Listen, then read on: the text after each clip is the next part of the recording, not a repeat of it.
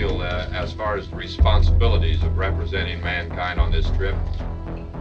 That's relatively difficult to answer. It's a job that we collectively said that was possible and we could do, and of course the nation itself is backing us, so we just sincerely hope that we measure up to that.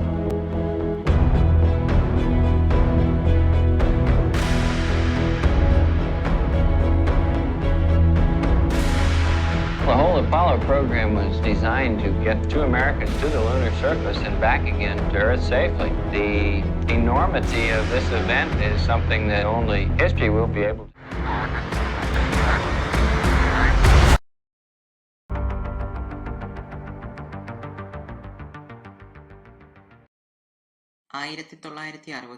July 21 മനുഷ്യചരിത്രത്തിൽ എന്നേക്കുമായി കൊത്തിവെച്ച ഒരു തീയതി.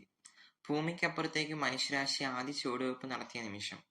Apollo 11 ധൈര്യം, ശാസ്ത്രം, സ്വപ്നങ്ങൾ എന്നിവയാൽ പ്രവർത്തിക്കുന്ന ഒരു ദൗത്യം. Neil Armstrong, Buzz Aldrin, Michael Collins എന്നിവർ ഒരു മുഴുവൻ ഗ്രഹത്തിന്റെയും പ്രതീക്ഷകൾ വഹിച്ചുകൊണ്ട് അജ്ഞാതമായ ഇതിലേക്ക് കുതിച്ചുയർന്നു. ജൂലൈ 21 2:56 UTC ചന്ദ്രന്റെ പൊടിയിൽ ആദ്യത്തെ മനുഷ്യന്റെ കാൽ പതിഞ്ഞു. ഒരു പര്യവേക്ഷണ പ്രവൃത്തി, ഐക്യത്തിന്റെ പ്രതീകം. ചന്ദ്രനിൽ കാലുകുത്തിയത് വെറും ഒരു ശീതയുദ്ധ വിജയം മാത്രമായിരുന്നില്ല, അത് മനുഷ്യരാശിയുടെ കഴിവുകളുടെ വിജയമായിരുന്നു.